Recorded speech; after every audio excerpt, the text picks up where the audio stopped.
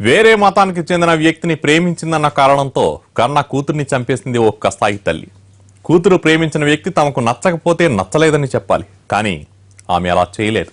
ఆగ్రహంతో ఊగిపోయింది. మరో మతం వ్యక్తిని పెళ్లి చేసుకుంటే పరువు పోతుందని కూతుర్ని చంపేసింది. కృష్ణా జిల్లాలో జరిగింది ఈ దారుణం.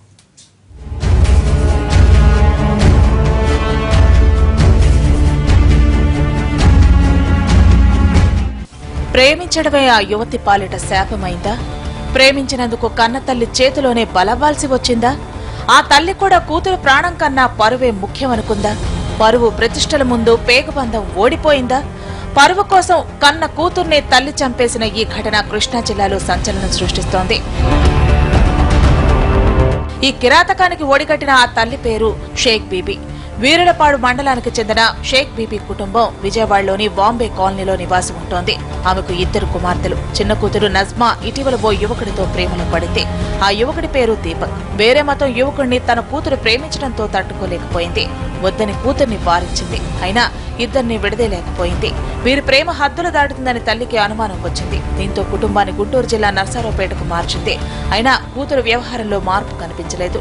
మళ్లీ 3 నెలల క్రితం విజయవాడలోని బాంబే కాలనీకి వచ్చారు. అక్కడ కూడా కూతురు మాట వినకపోవడంతో బీబీజాన్కు కోపం వచ్చింది. దీంతో కూతుర్ని హతమార్చాలని పథకం వేసింది. ప్లాన్ ప్రకారం మంగళవారం రాత్రి భర్తను బయటకు పంపిన షేక్ బీబీ నిద్రపోతున్న నజ్మా తలపై రాయితో కొట్టింది. మొహంపై దిండుతో అదిమింది. ఊపిరాడకుండా చేసి ప్రాణాలు తీసేసింది. కన్న తల్లే ప్రాణాలు తీస్తుంటే ప్రతిఘటించలేక అక్కడికక్కడే కన్ను మూసింది నజ్మా. తల్లి చేతిలోనే ఇలా ప్రాణాలు విడవాల్సి వస్తుందని ఆ కూతురు కల్లో కూడా ఊహించి ఉండకపోవచ్చు. నా కూతురు నేను 10 రోజుల నుంచి 4 రోజుల నుంచి సర్ది చెప్పుకుంటూనే ఉన్నా.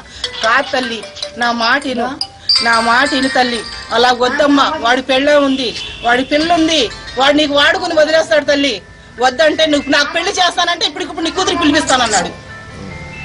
మిమ్మల్ని బ్లాక్మెయిల్ చేస్తాడా? అవునండి. మీరే చంపారని చెప్పి రిపోర్ట్ ఇచ్చాడంట. అవునండి. మీరు చంపారా? చంపా చెప్పే ఈయనక కోపం వచ్చేసి వాడితో నేను చంపేస్తాను, లేకపోతే నీ కూతురికి పంపి, లేకపోతే నువ్వు వస్తావా అని అడుగుతాం ఎందుకు? వాడి చేతిలో నా కూతురు సస్తం ఎందుకు? ఈ హత్య నేరం తనపైకి రాకూడదని కట్టుకథ అల్లింది ఆ తల్లి. తన కూతురు కడుపు నొప్పి తట్టుకోలేక విలవిల్లాడి చనిపోయిందంటూ నాటకం మొదలుపెట్టింది. బజార్ నుంచి వచ్చిన భర్తను అలాగే నమ్మించింది. నజ్మా మృతదేహాన్ని స్వస్థలమైన కంచికచర్లకు తీసుకెళ్లి అంత్యక్రియలకు ఏర్పాటు చేసింది.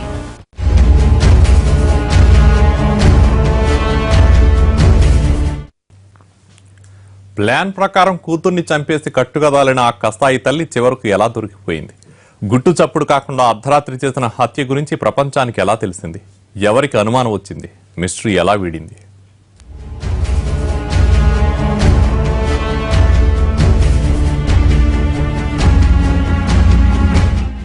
రాత్రి భర్తను బయటకు పంపడం దగ్గర నుంచి కూతుర్ని చంపేసి కట్టుకదాలటం వరకు అంతా పక్కగా చేసింది షేక్ బీబీ. స్వగ్రామానికి తీసుకెళ్లి అంత్యక్రియలకు ఏర్పాట్లు కూడా చేసింది. కానీ సడన్ గా పోలీసుల ఎంట్రీతో అంతా షాక్ అయ్యారు. ఈ విషయం పోలీసులకు ఎలా తెలిసిందని ఆ కసాయి తల్లి కంగారు పడిపోయింది.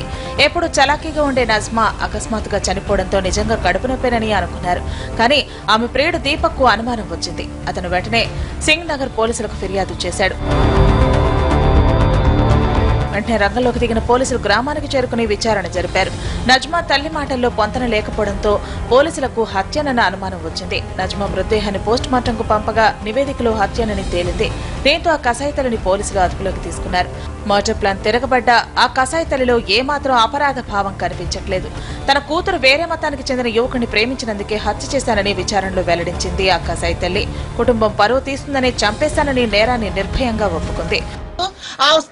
తెగమాని వాడు తెలుగు జాతిలో నా కూతురు సస్తం ఏంటని ఆ కోపం ఈ కోపం చూపించుకోలేక అలా నాకు పంపిస్తాం ఇష్టం లేక ఒక కూతురుతోనే పోయిద్ది, నా పొరుగు ఆగిద్ది అని లెక్కతో నేను చంపేశానండి.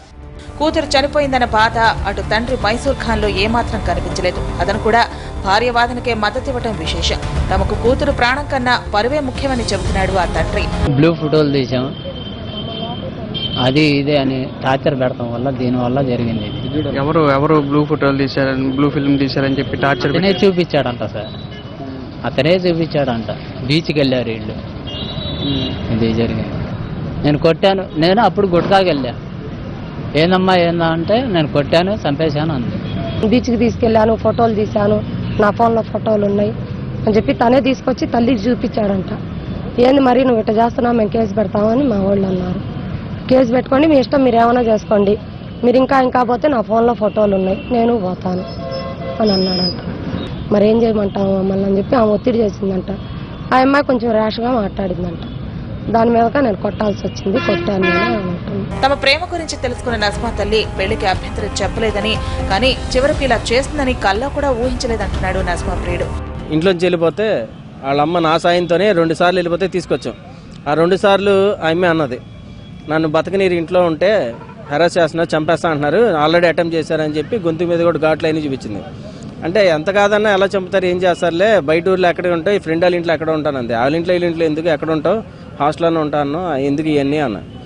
అలా కాదు, నన్ను ఇంట్లో బతకనీరు కన్ఫామ్, ఏ రోజుకి నాకు పొద్దున్న చూస్తానని డౌట్గా ఉంది అంది. ఇక్కడికి మొగల్లాస్పురం వెళ్ళారు, వాళ్ళ మావిని తీసుకొచ్చారు, వాళ్ళని పట్టుకొని జుజ్జూరు వెళ్ళారు. జుజ్జూరు వెళ్తే అక్కడ సైలెంట్గా చెప్పా చేయకుండా ఎవరు తెలియ గుట్టు చప్పుడు కాకుండా అక్కడి నుంచి అంబులెన్స్లో తీసుకెళ్లారంట. మొగల్లాస్పురం నుంచి అంబులెన్స్లో తీసుకెళ్లి జుజ్జూరులో కన్నం చేస్తుంటే అక్కడి నుంచి పోలీసులు చేసి తీసుకొచ్చి ఆమెని పోస్ట్ మార్టం చేసి కేసు ఫైల్ చేశారు. అయితే స్థానికుల వాదన మరోలా ఉంది. నర్సరావుపేటకు చెందిన ఓ వ్యక్తి ప్రేమించానంటూ వెంటపడటం, కూతురు ప్రవర్తనలో మార్పు రావడంతో తల్లి తట్టుకోలేకపోయిందని అంటున్నారు. పెద్ద కూతురు జీవితంలో అనేక సమస్యలు ఉన్నాయని, చిన్న కూతురు ఇలా చేసిందని క్షణికావేశంలోనే చంపేసిందంటున్నారు. విజయవాడకి చెందిన దీపక్ అనేక యువకుడు వీళ్ళని, తల్లిని, కూతుర్ని, నజ్మాను, తన అక్కను అనేక మానసికంగా, లైంగిక అనేక రకంగా ఇబ్బందులు గురి చేసిన సంఘటనలు. అక్కడ వారికి ఎవరికి మోరల్ సపోర్ట్ లేకపోవటం వల్ల, వాళ్ళు ఏమీ స్థానికులు కాకపోవటం వల్ల, వాళ్ళకి సపోర్ట్ దొరకపోవటం, ఏమీ చేయలేని పరిస్థితిలో తన కన్న కూతుర్ని హత్య చేయడానికి ప్రయత్నం చేసిన ఉన్నట్టు తల్లి అంగీకరిస్తుంది. అక్కడ అతని మీద కేసు పెడతారు అనేసి ముందు ప్లాన్ తోనే, అక్కడ తన సొంత ఊరు కదా, ముందు ప్లాన్ తోనే వెళ్ళి అతను వీళ్ళ మీద కేసు పెట్టాడు. పరువు పోతుందండి, కుటుంబం పరువు పోతుంది, బయట ఫలానా అబ్బాయి ప్రేమించాడు, ఫలానా చేస్తే చుట్టాల్లో ఏమన్నా తెలిస్తే తన పరువు పోతుందా అనేసి తన మీద కేసు పెట్టుకుందాం, తన మీద తనే నింద వేసుకుంది. నవమాసాలు మోసి కనిపించిన తల్లే పేగుబంధాన్ని మర్చిపోయి పరువు కోసం ఇంతటి కిరాతకానికి పాల్పడటం సంచలనంగా మారింది. ప్రేమించినంత మాత్రాన చంపేస్తారా? పేగుబంధాన్ని తెంచుకుంటారా? రక్తం పంచుకుని పుట్టిన పిల్లలను కడతీర్చాలన్న ఆలోచన ఎలా వస్తుంది? పిల్లలు తప్పు చేస్తే ఇది తప్పు, ఇది ఒప్పు, ఇలా చేస్తే పరువు పోతుందని సర్ది చెప్పి దారిలోకి తెచ్చుకోవాలి, కానీ ఇలా ప్రాణాలు తీయటం ఎంతవరకు కరెక్ట్?